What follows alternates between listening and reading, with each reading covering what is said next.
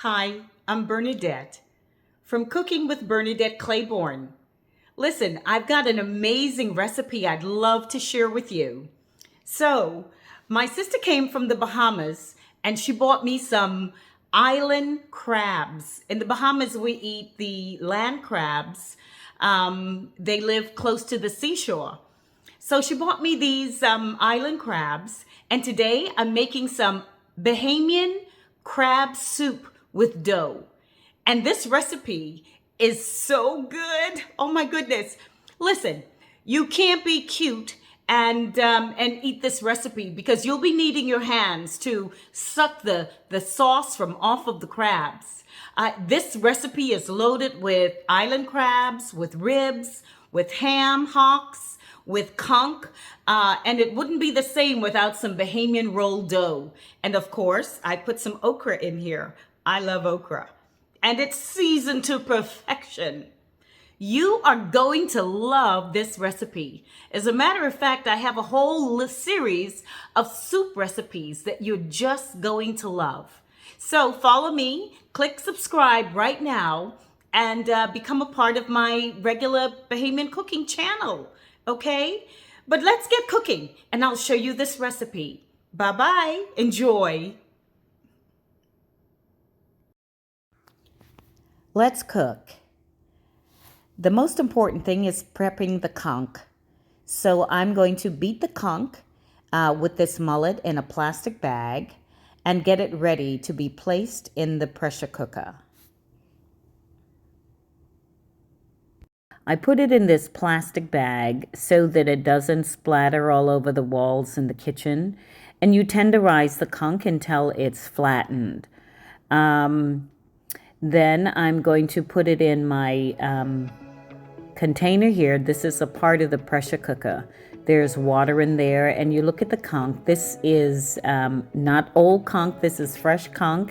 It's been frozen, but it's white and it's tender, and it's so it doesn't have to be pressure cooked very long, but for about 25 to 30 minutes I'm going to put it in this pressure cooker. It really is a delicious meat.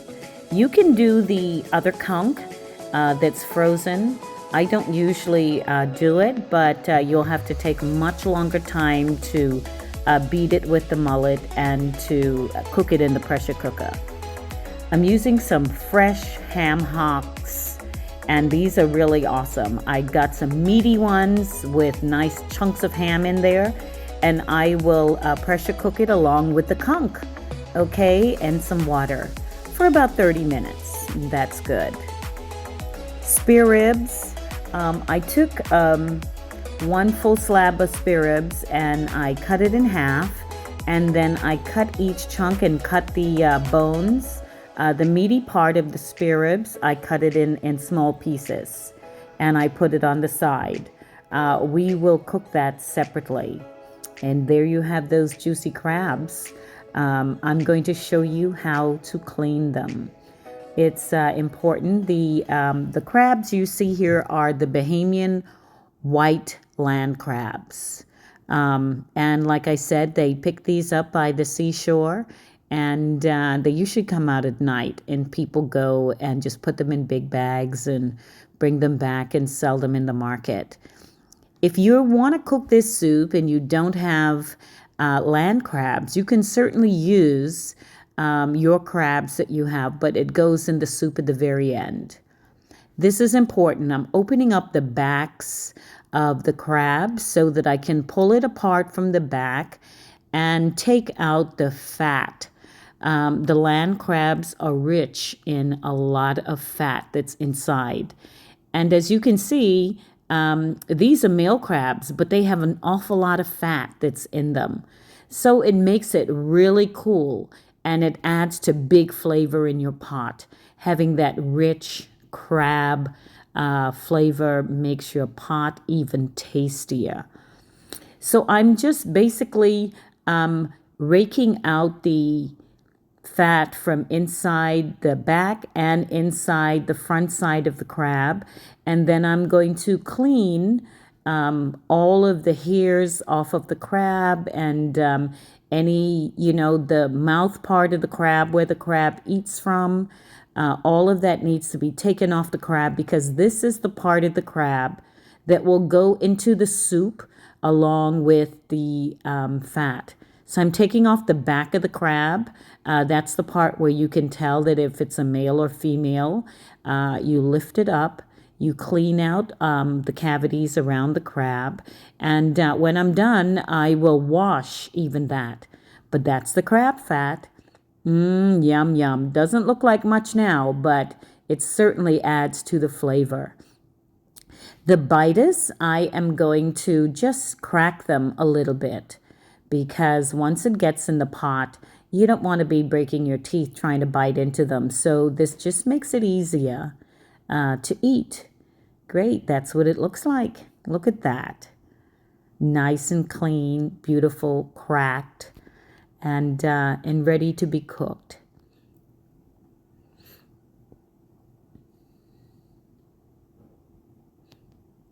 Here we're going to start that soup. So I have some boiling water, and I'm going to add my spare ribs that I cut up already to the pot. And I am going to season it with a little salt and garlic powder and just and let it just boil. The ribs, because it's fresh, would not take that long for boiling, about 30 minutes. So while the other stuff is being pressure cooked for 30 minutes, you're now cooking the spare ribs. So I added some ground allspice. I added some whole allspice. I'm going to put fresh onions and fresh ginger in the pot while it's cooking so that my ribs are being not only boiled, but they're going to be flavorful as well. Soup is my thing, y'all. Every now and then I get in a soup fetish and I'm always making different kinds of soup. You can actually put a little bit of the browning in at this point if you want your meat to just have a slight color to it, but you can just cook it like I did for about 30-35 minutes. Now we're going to saute the crab fat and show you how to put all the herbs inside before we add it to the soup pot. So I start with a little margarine, and then I add the crab fat that I took out of 4 crabs. And so I got quite a bit of fat. You just saute that for a while. It sautés down into a little like crab butter. And it is amazing. It smells great. It makes a different flavor to your soup. You can just add so many other things to this. I'm adding a little celery, just a couple of sticks of fresh celery and chopped garlic that I put inside. I'm a garlic lover, so I never get too much garlic, but I did about 4 or 5 garlic. Red and green bell peppers add to the flavor also of this brew that we're putting in here. It really sounds and smells good. I like okra. I cut these okra fine, so they're not really big. And it cooks down into the soup, so you get the okra flavor without getting big chunks of okra if you don't like okra very much. But saute it down within the crab fat, and it's really starting to look good. Everything in this kitchen is really starting to just smell awesome.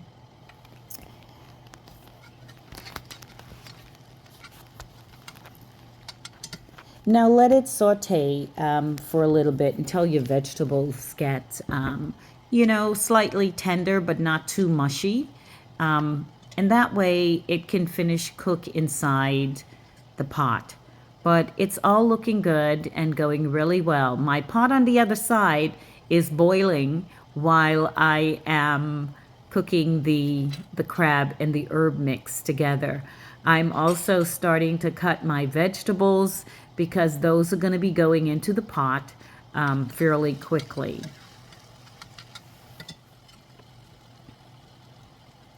So I'm adding a little bit of the browning sauce here, the kitchen bouquet, and it'll give your pot a nice rich color because all of your meat's not brown as yet.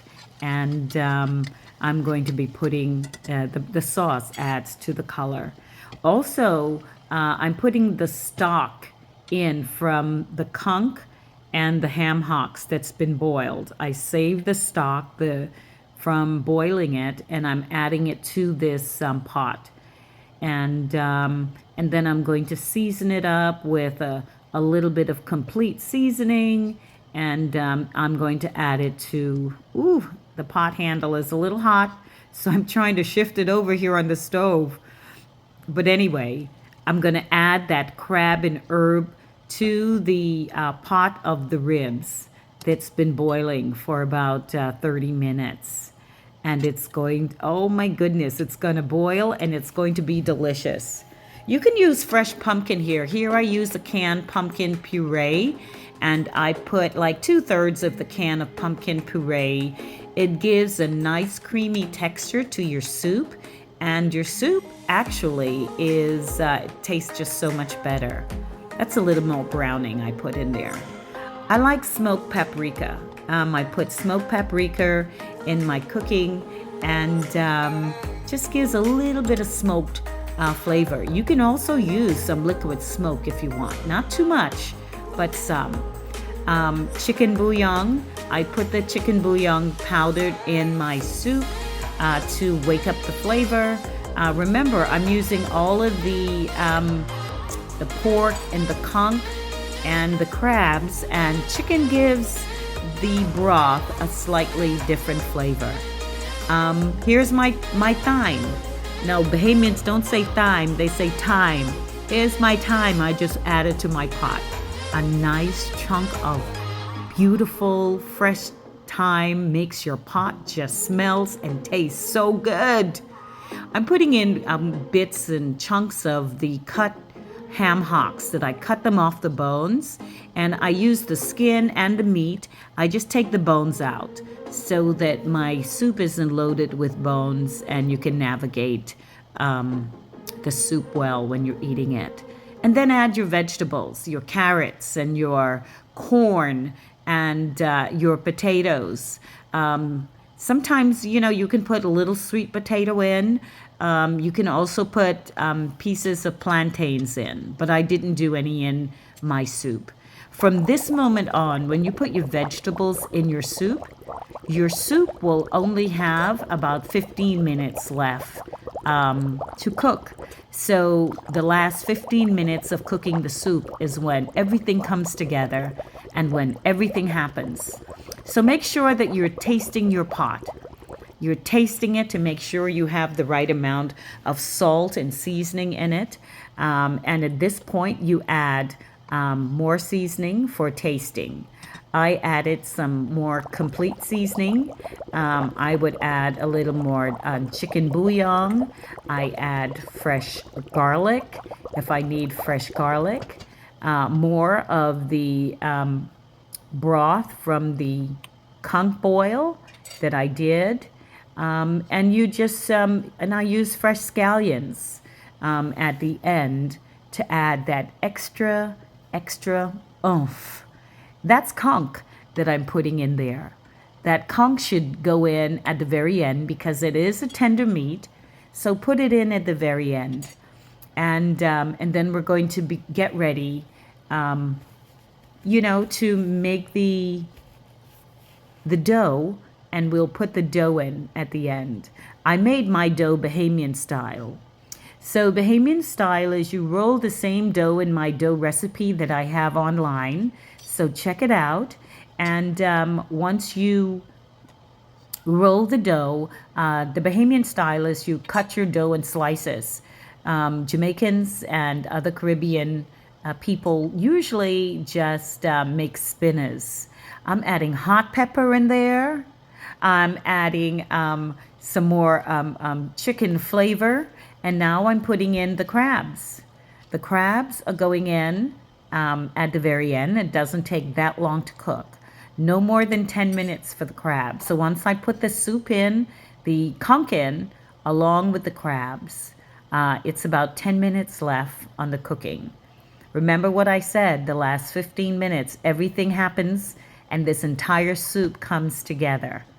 But it is so good. You will not, forget this soup once you've tasted it. You're going to crave it.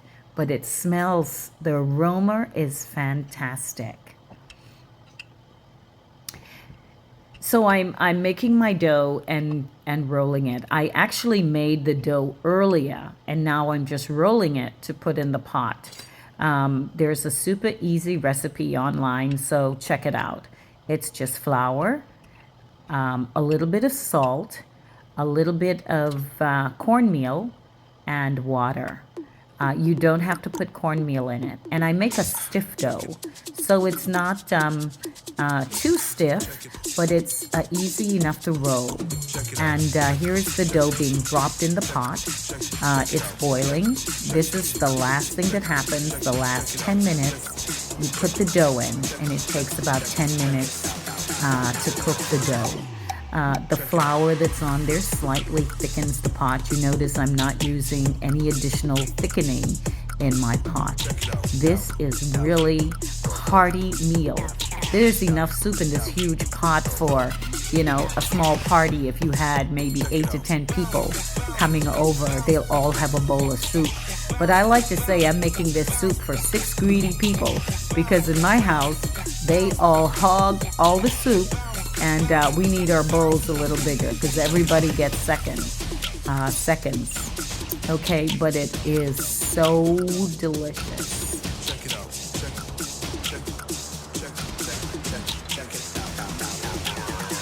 More dough. This is an essential eating part of the soup.